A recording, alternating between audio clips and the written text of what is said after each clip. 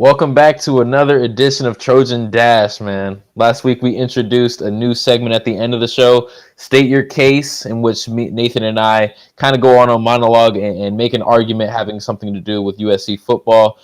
This week we're going to start with it, man. And Nathan, you had an article that you put up with Sports Pac-12. Why don't you go ahead and state your case? So this is something that a lot of people are going to say I'm making a big deal out of nothing. All right, but stay with me here. All right, I'm gonna take us back to week one of the AP polls this year. Right, so the preseason poll before the college football season started for a lot of conferences across the country.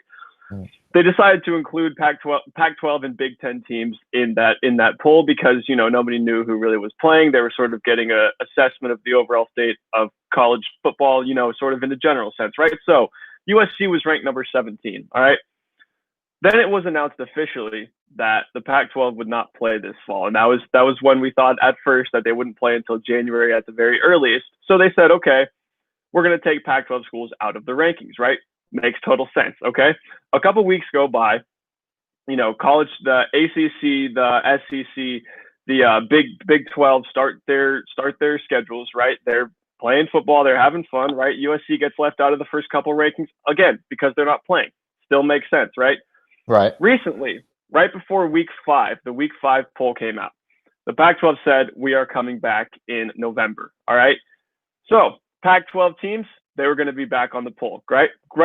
Makes sense. They're going to have plans to come back. They're going to be in the college football conversation, right? They're going to be in the college football playoff conversation, that is. So they said, okay, we're going to have Pac-12 schools back on there. USC, okay, which started off number 17, now was unranked. And if we're going by the number of votes that unranked teams got, USC was number 29. And I got some problems with this, okay? Sure. USC didn't play. They didn't make their case to be any better than where they started in the preseason poll, right? That makes total sense. But the fact that they dropped 12 spots without even having any games to prove themselves wrong, without even having any games to prove themselves that they weren't worthy of being number 17 overall, they then dropped 12 spots, and Oregon dropped just 5. Now, the two schools that started the preseason ranked 8 spots apart are now 15 apart, and USC is ranked behind BYU, Pittsburgh, and Louisiana Lafayette, the latter of which beat, perennial powerhouses, Georgia State and Georgia Southern, by a combined 5 points.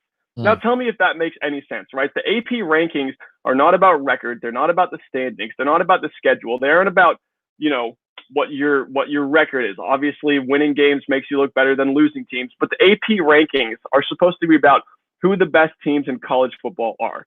And if you're going to put Pac-12 schools back on the AP poll, which makes sense because they're going to be coming back in a matter of weeks now, just around a month, a little more than a month, you cannot tell me that USC is not one of the 25 best schools in the country. Putting them at 29 is total disrespect. Now, why does this matter? I'll tell you why. If we get to the point where the Pac-12 schedule starts and USC has been dug a hole by the AP and they're ranked somewhere in the 29, 30, maybe even worse range, right? That's not great because now they have only a 7-game conference slate to make their case that they are a college football playoff worthy team. They could possibly go 7-0, and if they don't beat every team by like 50 points each, they will be at such a bad starting point that they can't even climb out of that hole, and that's through no fault of their own. That's through the mere fact that they were disrespected in week 5, that they were sent so low despite not having any games to prove that they weren't worthy of being one of the top 17, one of the top 20 or 25 teams in the country. And then they're going to have no shot, right?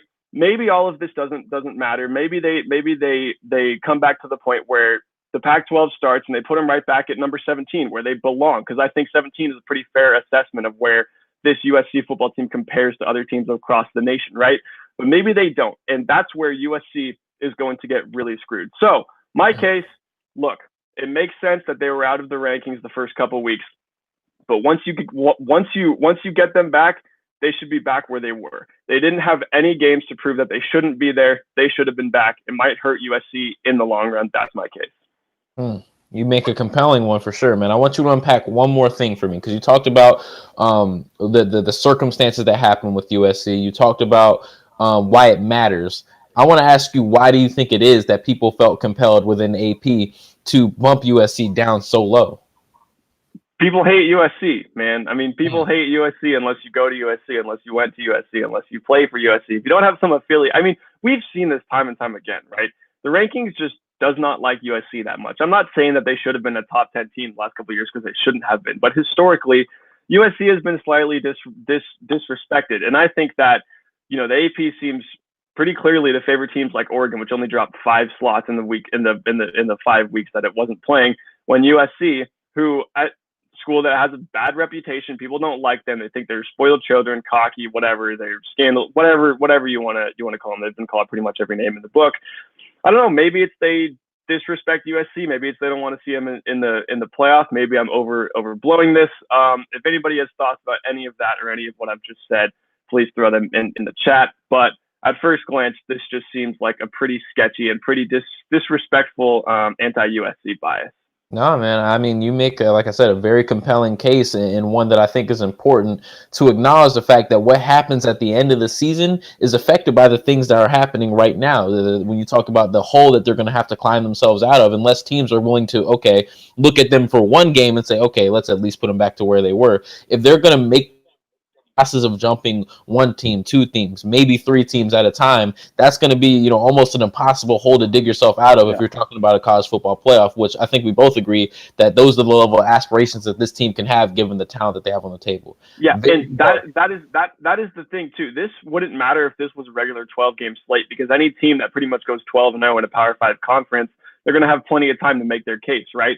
But if you have 7 games to do that, and probably 3 or 4 of those games are going to be against teams that aren't going to look like very impressive wins. I'm talking to Arizona's. I'm talking to UCLA's. Maybe I'm talking the Colorado's. Maybe there's Oregon State from the north. Some. All right, I'll say it. UCLA counts. I'm just saying if they're in too big of a hole to start the season, I don't know if they're going to have the time to make that difference up. Very compelling case indeed. You ready for mine? Let's hear it. You talked a lot about college football. I want to talk about NFL football, man. Particularly, I want to talk about one guy, former USC Trojan, a quarterback. I want to talk about. I was watching the game with a couple friends, and somebody asked me, Reagan, would you consider drafting a USC quarterback if you were an NFL GM? And I was like, is that really the conversation that's being had about USC quarterbacks? Would I even consider? I don't even want to watch the tape. I don't even want to, have the measurables or any of that. I just need to know you went to USC. And some people will genuinely think I don't want a quarterback that went to USC because of the people that we've seen come out in the past, the failures of a guy like Matt Barkley, the kind of disappointment. Carson Palmer had some good years in there, but he didn't really meet the expectations of a number 1 overall pick. The stigma that's kind of attached to Mark Sanchez. He did make some AFC championships, but you also had some pretty ugly years in there too. People have this stigma that USC quarterbacks really are not about anything, man. And we see it now starting to disseminate its way to Sam Darnold because of the lack of success that he's had up there in New York. And, apparently people want to throw out the context, or throw the context out of the window, I should say, in that, they don't have an offensive line. They don't have a wide receiving core. You just got Jamison Crowder back. Denzel Mims is hurt. But people genuinely are concerned with the prospects of Sam Darnold as a franchise quarterback. My case, man, I need all of that. I need you people to stop saying that. Sam Darnold is a franchise quarterback through and through. I've seen it time and again. I saw it when he was at USC. I see it in flashes when he's at the Jets. You have to be mindful of the fact that he's not in a good situation at all. Joe Douglas is a dude that was a GM or the assistant GM when he was in Philly. He went up there, and it's been somewhat of a struggle for him. They're not having good luck in terms of injuries. They're not having good luck in terms of free agent signings. They're not having good luck in terms of draft picks. Sam Darnold's almost on an island out there by himself trying to make things happen. And you see the flashes when he does make things happen. It seems like every week there's 1 or 2 exceptional Sam Darnold plays that make waves through social media. And people are like, wow, this kid's doing that. The run that he had this past week, I didn't think he had that in him. And it's really reminiscent at times, and I always bring it back to the Eagles, but it's reminiscent at times of 2017 Carson Wentz. The type of talent and the type of creativity and the type of poise that he brings to the quarterback position is unmatched by a lot of dudes in the NFL, but he's in such a bad position playing for the New York Jets, man. He's out there by himself, but I refuse to believe, based off the sample size that we've seen from Sam Darnold thus far, that I'm out on him as a franchise quarterback, but a lot of people really seem to be. I'm here to say dispel that mentality. It's not true at all. Sam Darnold is one of the best quarterbacks in his class, if not the best quarterback. Our producer was telling me he projects to be the best quarterback in that draft class. I still don't know with Josh Allen in the mix, but I'm taking Sam Darnold over Baker Mayfield. I'm darn sure taking him over Josh Rosen. I might take him over Josh Allen, man. That dude is a dude with so much talent. It's only a matter of time, ladies and gentlemen. It's only a matter of time that you see Sam Darnold come to fruition as the quarterback that we all knew he could be, the potential number one pick when he was coming out of that draft, man. All I ask is this.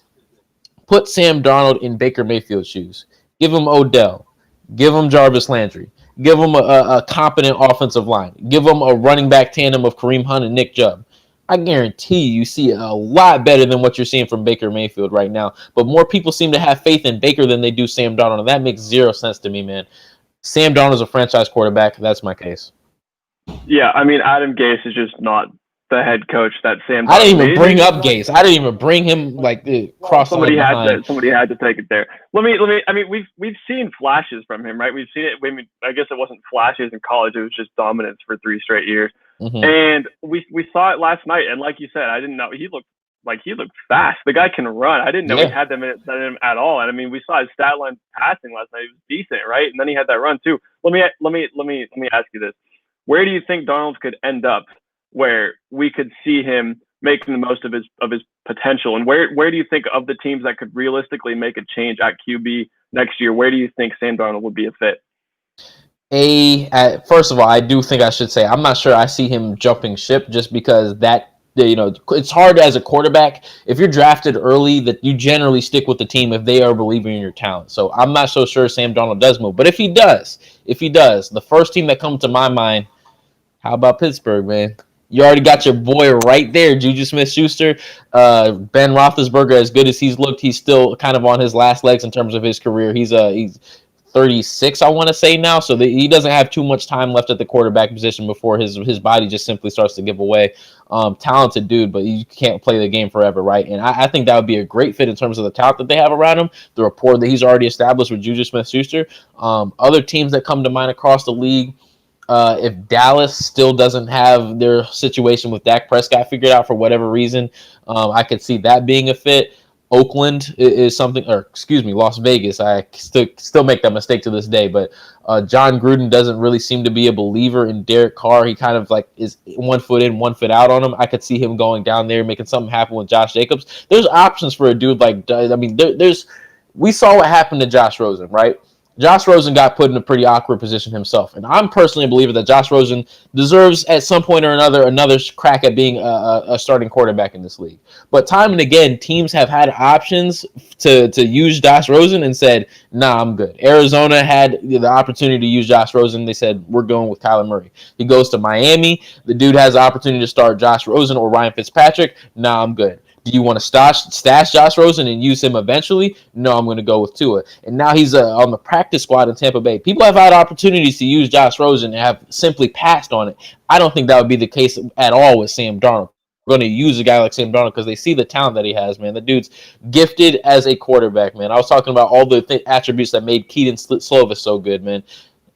Sam Darnold has that, possibly even more. As good as I think Keaton is, Sam Darnold is just a special caliber of talent, man. Some of the stuff he makes happen, it's unreal, man. It's unreal. But I want to keep it pushing. I could talk about how good I think Sam Darnold is all day. But let's talk about this recruiting class, man. 2021, they talked about taking back the West, right? This new Dante Williams, the defensive coordinator, why is it Todd Orlando? They wanted to come in here. They wanted to revamp USC recruiting. The 2020 class was ranked 64, I believe, out of all the schools nationally. That's unacceptable if you're a USC Trojan. This is a school that's supposed to be on top when it comes to recruiting.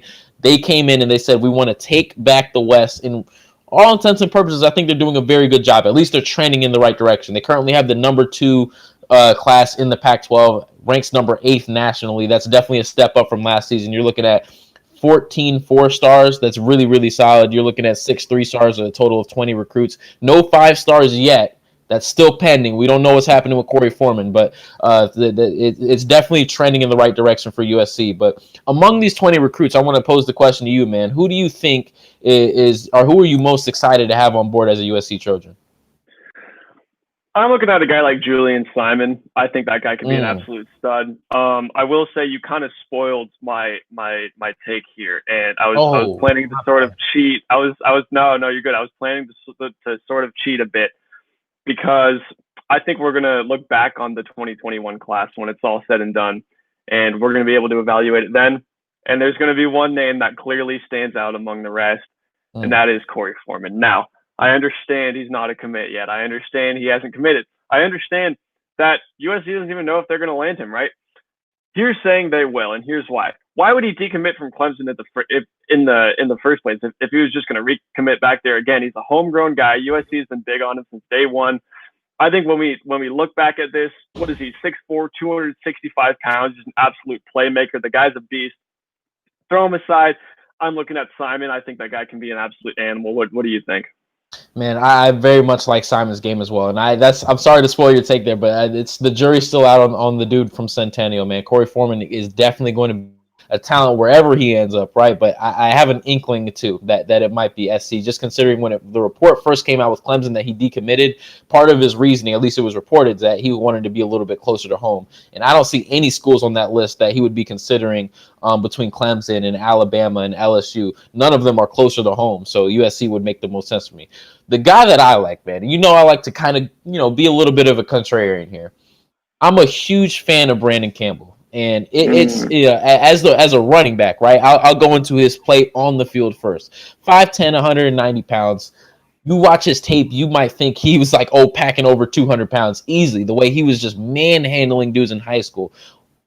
Most important thing as a running back, they teach you this from the jump. And I never played I did play running back when I was 5. That really doesn't count. But the lesson that was always drilled into my head, even at that young age, always keep your legs going. Anybody who's carrying the ball, always keep your legs churning. As long as your legs are moving, you're not down, right? As long as you can stay upright and keep on running. And that dude takes that lesson to heart. You're not going to tackle this dude with an arm tackle. You're not going to tackle this dude if you're squaring up and your center of gravity is too high. If you don't wrap up and get this guy low, I promise you, he's going to keep advancing that ball forward. No, the clip stuff that a lot of corners like to do and dive at your ankles, that stuff's not taking this guy down. You need sound tackling. That dude is, watching his film, he runs with a level of aggression and intensity, almost like an anger there, man, an anger there. And it's like, that's the only way to really run a football, or at least that's the way I grew up, loving guys who run the football with that sort of energy. And he has that in spades, man. He has that in spades. But I also like about Brandon Campbell, and this is really what drew me to conclude him as my favorite recruit, is the fact that how quickly he embraced the Trojan family, man. You go look at this guy's Twitter, which is 2021 BC, by the way. I'm going to give you the plug, Brandon. You go look at his Twitter. The second he committed to USC, man, everything after that has like really been Trojan oriented. This guy is kind of on the recruiting show. I don't know if he like landed an internship on the side with Trojans recruiting, working with Dante Williams or what have you, man. But that dude is out there in Texas making moves, and I think it's not surprising that you look at a lot of the recruits that we've gotten since Brandon. Right, some of those dudes are from Texas, and he seems really tapped into what's going on down there in the football scene with Texas. Where would you all know, Texas football is a different animal, and to have a dude like that who seems passionate about the Trojan family, who seems excited to be here, and he's willing to bring other dudes on board with him, man, that's a joy to have. That's the type of dude. No matter, even throw the production on the field aside, which is something that you really can't do, right? But that's just a great guy that you're going to want to have as part of your USC Trojan culture, man. So that's why I'm excited to see him come on to USC. I think he's really embracing the idea of the Trojan family, which is something I really appreciate in him. I mean, what about Brandon Campbell taking handoffs from Jake Garcia once Keaton Slovis is gone? I mean, it could be Miller Moss too, but Jake Garcia for me is also a guy that's really embraced the Trojan spirit kind of thing. As soon as he committed, he's been vocal on Twitter, on Instagram, wherever he's been about come to USC. This is going to be real. We're going to be legit. All we need is a few extra recruits to really push us over the top. And I don't even know. I mean, at this point, they have the talent. They have the talent on its way to get that done, but.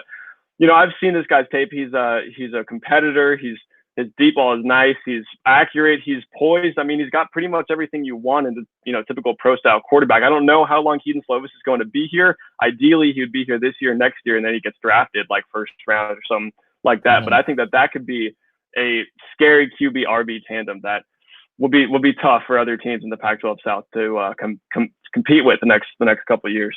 No doubt, man. And a lot of times when I look at USC Twitter, right, a lot of fans will look at this recruiting class and they'll be happy with it. They'll see that it's ranked 8th and that you're second in the Pac-12. But so many people are knocking on the door. Hey, man, where's our 5 stars? Where are the 5 stars at? I want to take a second, right?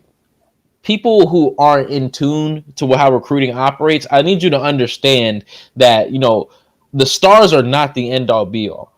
That's not the case at all. I mean, Keaton Slovis was a 3-star prospect. And the way that stars and all, you kind of get your notoriety within high school football, it's a bit of a broken system, if you ask me. A lot of it's so reliant upon, your access to get into some of these camps like the Spark camp and some of these Nike and Adidas camps or what have you. And people will make such large distinctions on such small sample sizes. I'm not sure enough film is being watched in order to make distinctions on how talented certain prospects already are.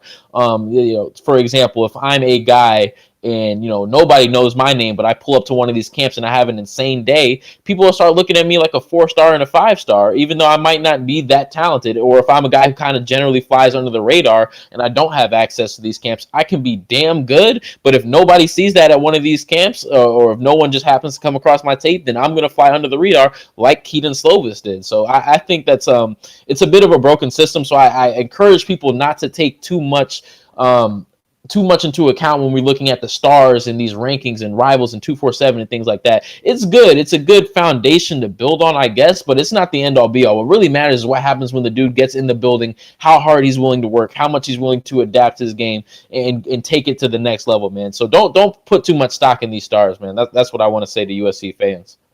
That said, it wouldn't hurt to land a Corey. It wouldn't. I mean, 5 stars are great. Don't get me wrong. They're 5 stars for a reason. 12 recruit. I think he's like the number 12 recruit in the history of college football, according to 247 Sports. I might have that number a little bit off. But point is, I don't know what else USC would really need if they were able to land him. Oh, no doubt. And that isn't to say that you don't want to go get 5 stars, right? Because when we talk about how coaches are recruiting, generally you start with the eye test, right? This guy's physically built for the next level. Now let's look at his talent. What can he do technically? Corey Foreman checks all the boxes, and there's a reason why he's a 5-star, and there's a reason why a lot of 5 stars pan out and become really good players. I'm just saying you kind of have to take a little bit more context into account when we're looking at a guy who might be a 3-star. Don't look at him like he's a scrub or if he's like some nobody. I think USC does a really good job of recruiting guys that they know they'll be able to utilize in some capacity and develop into I think one of the other Dash shows were talking about it. Sometimes you go get a guy that you know is going to be good, even if the stars don't express how talented you think he is. Well, let's go ahead and keep it pushing, man. We got one more segment lined up for y'all. All the Dash sports shows have been doing it, so I figure it's time for USC. As always, we're the best at it, so it's not really done until we do it. But let's go ahead and give our ideal schedule for the upcoming season. It's only going to be 7 games, but if you had an ideal way to frame the USC schedule for the next 7 games, how would it go come November? So I've been waiting for a schedule the last 6 days, so I've just been running hypothetical schedules through my mind, and here's what I got. All right.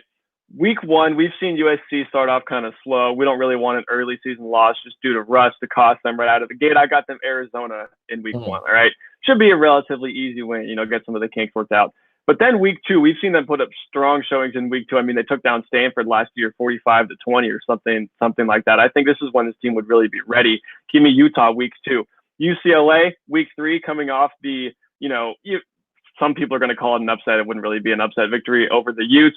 Come in, take down the Bruins, move to 3-0. Then they're hot. They're hot. Nobody can really beat them at that point. They're coming off the confidence of taking down the rivals. Give me Arizona State right then. Now you've played 3 somewhat tough, somewhat difficult opponents in a row. You don't really want that 4th difficult game like an Oregon or a Washington or anything like that. Give me a sort of, not a bye week, because any team can beat any team. We saw Colorado almost beat the Trojans last year, but they're not going to do it this year. Give me Colorado week 5. And then the Pac-12 North opponents, which USC is going to have one, I believe, and then another one in week 7, but that would probably be the Pac-12 championship game, which USC should absolutely be in. Mm-hmm. I don't think they're going to schedule Oregon because they're probably anticipating that's going to be the likely Pac-12 championship matchup. So give me the next best team from the Pac-12 North. Let USC make a little statement for any unconvinced college football playoff voters at that point. Give me Washington, Oregon. The Trojans take them down by maybe 10, 15, 20 points. Then give me Oregon in the Pac-12 championship game. Nice. All right. Let me give you mine, man, because I was really strategic about it. I tried to think about how, not just how it works for USC, but how kind of people think across the country, right? Week one, I understand you might want a tune-up game, right? Something that does not have a whole lot of pressure there. You want an easy team, but that's not the route I took. Because, like you mentioned at the top of the show, man, USC's coming into this season having to dig themselves out of a hole because of an unfortunate circumstance that has really nothing to do with the team or any circumstances that they put themselves in. These are just the circumstances that they're stepping into. So I need a statement out of the gate, right? I need a statement that people are going to pay attention to. I need something that gets people, okay, USC is a team that I need to watch. But at the same time, you don't want to come out of the gate playing Oregon or some of one of these teams, right? So what's a game that should be winnable, but people are going to pay attention to? Arizona State. We're starting with UCLA, man. We're starting with UCLA. We're Okay. starting week one, UCLA.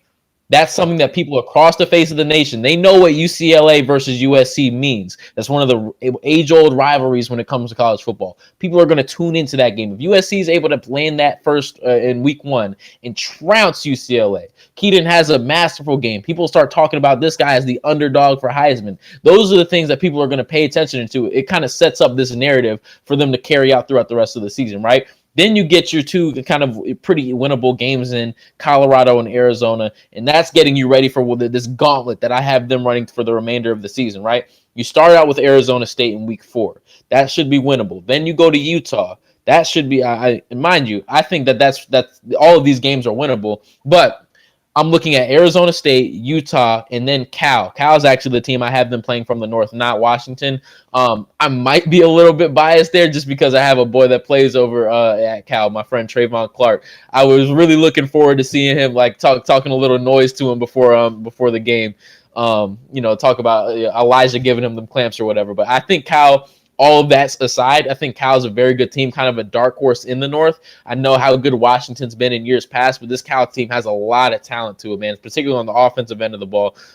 Even last year, you saw some pretty good talent come out of Cal. So I think that Cal is definitely a team that wouldn't be one of these games that people could just toss aside and say like that's a game that USC should have won. I think Cal's a team that's definitely going to command a level of respect across the nation. So you go Arizona State, Utah, Cal, and then in that Pac-12 championship, obviously you're playing Oregon. You win that game. I think you couple that with the fact that you made that statement week 1 versus UCLA that people have to pay attention to you. You close that book with a win against Oregon in the Pac-12 championship. It's going to look, at least your chances look better than they did before in terms of looking at a college football playoff. Let me ask you this. And I Sure. saw one of the hosts for, I believe it was Bear Dash, say that Cal could be a college football playoff team this year. I respect the optimism. I respect the take. You don't like that as much, but you seem to think that Cal's a good team. So I do. let's dissect that for a minute, right? Based on this schedule, you've got USC playing Arizona State, Utah, Cal, which is going to be pretty good, and then Oregon in back-to-back weeks with no bye. Yeah, I do. I don't know. It's a tough thing, right? Like you're running through the gauntlet. But what has Coach Orlando been talking about since he got here, the second he got here?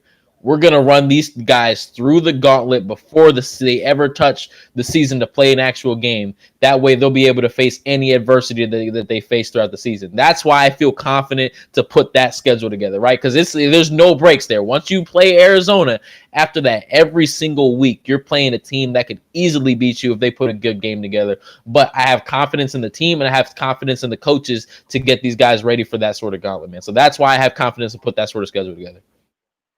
I mean, we'll see. I just think of 4 games like that for any team, even if USC is clearly the better, or okay, maybe not Oregon, but USC, those are winnable games that USC should probably win in each of those games. But having them back to back, I don't know. I think any team in the country would sort of face some challenges like that, especially with how physical all of those teams are. I definitely understand your skepticism because that's no easy feat, right? That's no easy feat to go stand toe to toe with all of those teams. But the way I've made my schedule is what makes most sense for USC to make a college football playoff. How would they have the best opportunity to do that? And I think that's the only way you make it done. You run that sort of gauntlet and come out victorious at the end of it, man. You do that. I think that, as biased as you said at the top of the show, certain people might be against USC. It's hard to deny a team that's able to accomplish that, man. So with that said, that'll do it for this episode of Trojan Dash. As always, thank you guys so much for tuning in. Make sure you go check out all of the written content at sportspac12.com. Nathan is a columnist over there. Go check out our social media at dashsports.tv or dashsports at Dash Sports TV on Twitter and Instagram. Go check out the website with all of our condensed segments and whatnot at dashsports.tv online. Thank you guys so much for tuning in. We'll see you next time.